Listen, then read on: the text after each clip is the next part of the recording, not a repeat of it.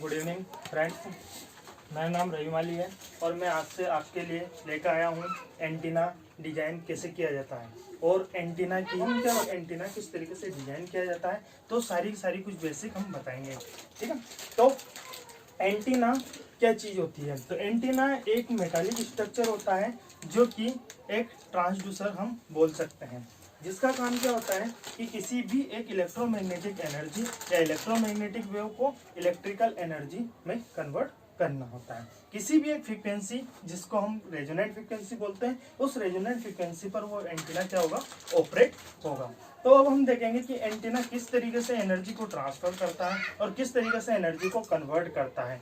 तो एंटीना का जो स्ट्रक्चर होता है बेसिकली हम इसको एरियल भी बोल सकते हैं, जिसका स्ट्रक्चर इस प्रकार से है। तो ये जब एक ट्रांसमीटर की तरह वर्क करेगा तो ये क्या करेगा, किसी भी इलेक्ट्रिकल एनर्जी को इलेक्ट्रोमैग्नेटिक वेव में कन्वर्ट करता है। तो इलेक्ट्रोमैग्नेटिक वेव क्या होती है? ऐसी वेव जिसमें इलेक्ट्रिक फील्ड और मैग्नेटिक फील्ड एक दूसरे के परपेंडिकुलर होते हैं और दोनों जो फील्ड कंपोनेंट होते हैं वो इस इलेक्ट्रोमैग्नेटिक वेव की जो प्रोपागेशन डायरेक्शन होती है उसके भी परपेंडिकुलर होते हैं। मतलब कि इलेक्ट्रिक फील्ड और मैग्नेटिक फील्ड को हम रिप्रेजेंट कर सकते हैं in the case of Ex electric field और magnetic field in the Vy और propagation direction is called as the Z direction.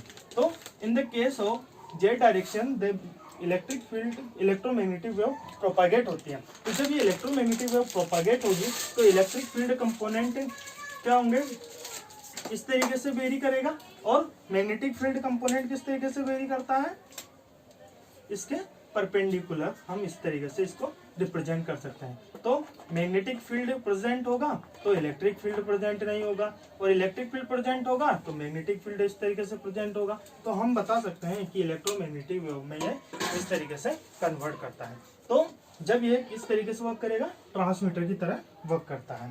अब जब ये इलेक्ट्रोमैग्नेटिक वेव फ्री स्पेस में मूव करती है तो किसी भी दूसरी जगह पे सब सेम एंटीना यूज किया जाता है, सेम डिस्टेंस सेम टाइप का एंटीना यूज किया जाता है जिसका स्ट्रक्चर सेम है और इसकी कुछ प्रॉपर्टी भी होती है जो मैं आपको आगे बताऊंगा। तो वो चीज सब सेम होती है तो ये किसकी तरह वर्क करेगा, एक रिसीवर के तरह वर्क करेगा। तो रिसीवर एंटीना क्या करेगा, इसकी सेम ऑपोजिट या रिवर्स प्रोसेस होती है ट्रांसड्यूसर की, जो क्या करता है इलेक्ट्रोमैग्नेटिक वेव को और तुरंत फिर कन्वर्ट करेगा इलेक्ट्रिकल एनर्जी में। तो जब ये इसको रिसीव करेगा तो इलेक्ट्रिकल एनर्जी में क्या होगा, कन्वर्जन इसका हो जाएगा। तो ये जो इलेक्ट्रोमैग्नेटिक वेव थी वो इसने रिसीव की और रिसीव करने के पास ये क्या करेगा, इलेक्ट्रिकल एनर्जी में कन्वर्ट हो जाएगा। तो ये अपना एक बेसिक फॉर्म हुआ जो कि एंटीना की होती है। तो इसकी जो बेसिक डेफिनेशन है वो क्या है कि antenna is a metallic structure which can be used to the signal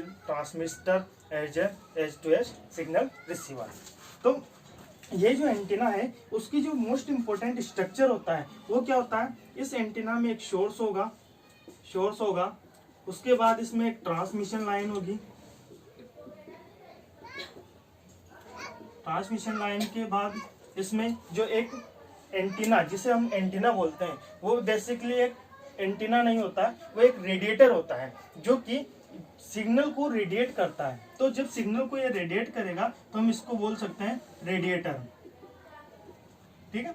तो जब ये रेडिएटर होगा तो यहाँ जब सोर्स होगा तो सोर्स क्या क्या रिप्रेजेंट करेगा, सोर्स का कुछ ना कुछ रेजिस्टेंस होगा जिसे हम ZG से रिप्रेजेंट कर सकते हैं और यह एक वोल्टेज सोर्स या पावर सोर्स हो सकता है VG, और ये हमारा सोर्स रिप्रेजेंटेशन हो गया। अब ट्रांसमिशन लाइन क्या होती है, तो transmission line is a combination होता है, किस का कॉम्बिनेशन होता है, रेजिस्टेंस और इंडक्टर जो कि हमारे सीरीज में जुड़ते हैं और कैपेसिटर और कंडक्टेंस जो कि हमारा पैरेलल जुड़ते हैं। तो हम इसका भी एक स्ट्रक्चर बना सकते हैं इस ट्रांसमिशन लाइन को, जिसमें रेजिस्टेंस और इंडक्टर होता है और इसमें जो कैपेसिटर और कंडक्टेंस जो कनेक्टेड होते हैं वो इस तरीके से हम कनेक्ट कर सकते हैं। तो ये हमारा एक नया स्ट्रक्चर हो गया जो कि ट्रांसमिशन लाइन का है।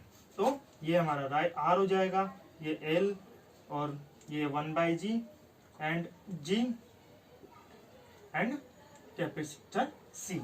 तो ये हमारी ट्रांसमिशन लाइन बन गई। अब हमारा जो नेक्स्ट पार्ट है एंटीना का वो क्या है, रेडिएटर। तो रेडिएटर जो होता है वो क्या क्या पार्ट इंक्लूड करेगा, क्योंकि एंटीना के दो काम होते हैं, one is the power dissipation, that is the loss, power loss, and another part is the power radiate.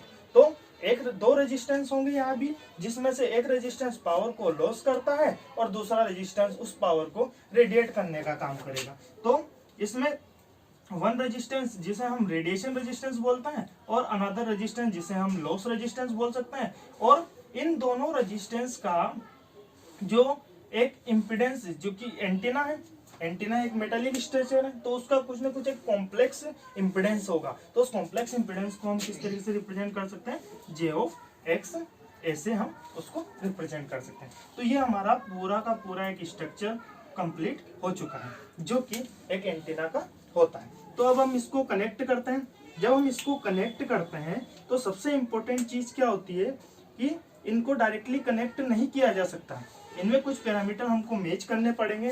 अगर वो पैरामीटर मैच होते हैं तो हमारा एंटीना परफेक्टली मैक्सिमम पावर को ट्रांसफर कर देगा। तो मैक्सिमम पावर ट्रांसफर थ्योरम क्या बोलती है, मैक्सिमम पावर ट्रांसफर थ्योरम क्या बोलती है कि जो लोड इम्पीडेंस होता है will be equal to the characteristic impedance. तो जो भी सिस्टम से हम जब कनेक्ट, जैसे कि ये पेन है, तो इस पेन का जो पॉइंट होगा वो पॉइंट अगर इससे मैच होगा तभी ये कनेक्ट हो पाएगा, अदरवाइज नहीं हो पाएगा।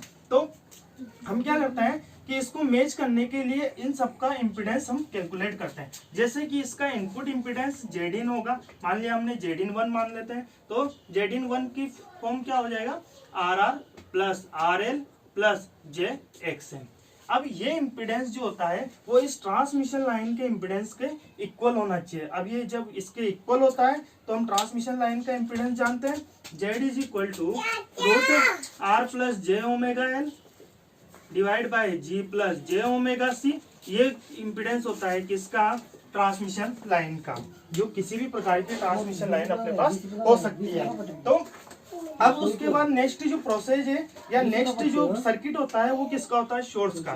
तो जो सोर्स का इम्पीडेंस होगा वो Zin3 नाम हम दे सकते हैं। तो Zin3 इज इक्वल टू क्या हो जाएगा, Zg।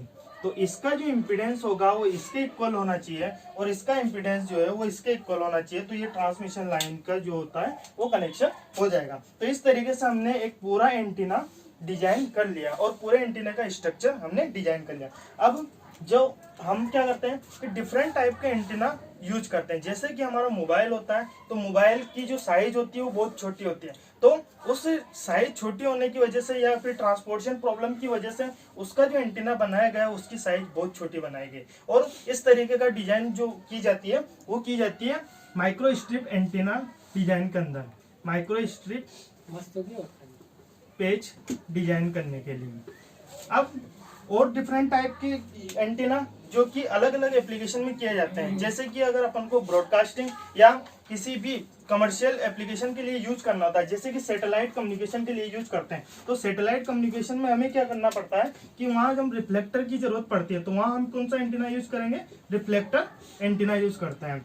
और जब प्रीवियसली जब एंटीना डिजाइन नहीं हुए थे तो उससे सबसे पहले जो एंटीना आए थे वो एंटीना था लूप एंटीना। अब लूप एंटीना बहुत सारे लूप एंटीना हो सकते हैं, जैसा नहीं कि लूप में सर्कुलर ही होता है, लूप में इलिप्टिकल भी हो सकता है, ट्राइंगल भी हो सकता है और हेक्सागोनल भी हो सकता है, और अदर टाइप के जो स्ट्रक्चर है वो भी कंप्लीटली हो सकते हैं। अब उसके बाद क्या होता है कि जो एंटीना है उसके बहुत सारे टाइप हैं, तो सारे के सारे टाइप हम एक एक करके आपको बताएंगे। Thank you.